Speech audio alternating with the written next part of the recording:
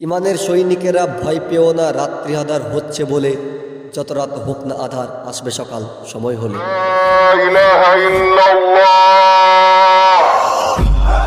আসসালামু আলাইকুম প্রিয় ইসলামপন্থী যুবক ভাইয়েরা, আজকের আলোচিত বিষয় হলো আল্লাহর উপর আস্থা ও ভরসা রাখার ফজিলত। একজন মুমিনের জীবনের সকল ক্ষেত্রে মহান আল্লাহর উপর ভরসা রাখা একান্তই জরুরি, কারণ আল্লাহর উপর ভরসা রাখা তাওহীদের পর সবচেয়ে বড় অনুষঙ্গ। এটি তাওহীদের প্রাণ ও ভিত। কোনো কাজে প্রয়োজনীয় মাধ্যম গ্রহণ করার পর এর পরিণাম আল্লাহর উপর ছেড়ে দেওয়ার নাম তাওয়াক্কুল। কর্মহীনভাবে অলস বসে থেকে আল্লাহর উপর ভরসা করে থাকার নাম তাওয়াক্কুল নয়। এটি স্পষ্টই ভ্রান্তি ছাড়া কিছুই নয়। এই ধরনের তাওয়াক্কুলের শিক্ষা ইসলাম শরীয়ত দেয় না। রাসূল সাল্লাল্লাহু আলাইহি সাল্লাম তার প্রিয় সাহাবীদের এমন শিক্ষা দেননি। কোরআনের আয়াত, সাহাবাদের আমল, মুজতাহিদের ইমামদের কর্মপন্থা সব কিছুই একতার সাক্ষ্য বহন করে। আল্লাহর উপর ভরসা করার বিষয়ে পবিত্র কোরআনে সূরা তালাকের ৩ নম্বর আয়াতে বলা হয়েছে যে ব্যক্তি আল্লাহর উপর ভরসা করে তার জন্য তিনি যথেষ্ট।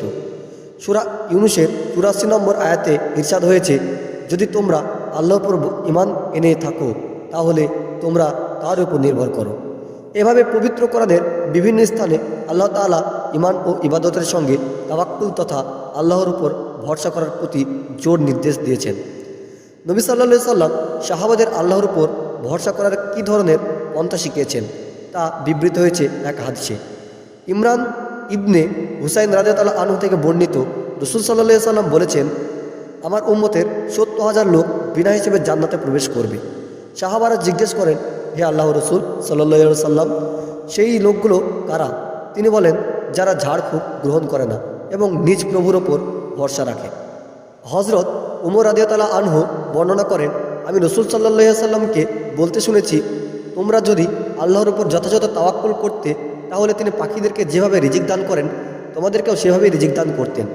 পাখিরা অতি ভোরে খালি পেটে বের হয় এবং সন্ধ্যায় ভরা পেটে বাসায় ফিরে আসে। এই হাদিসের ব্যাখ্যায় তুফাতুল আহওয়াজি নামক গ্রন্থে বলা হয়েছে, বান্দা রিজিক অর্জিত হয় মহান স্রষ্টা দানের মাধ্যমেই। শুধু বান্দার প্রচেষ্টায় কখনোই রিজিক অর্জন হয় না। আজ এই পর্যন্তই। আল্লাহ আমাদেরকে সবাইকে সর্বাবস্থায় আল্লাহর উপর গভীর আস্থা ও ভরসা রেখে হালাল উপায়ে জীবনাচার করার তৌফিক দান করুন। আমিন।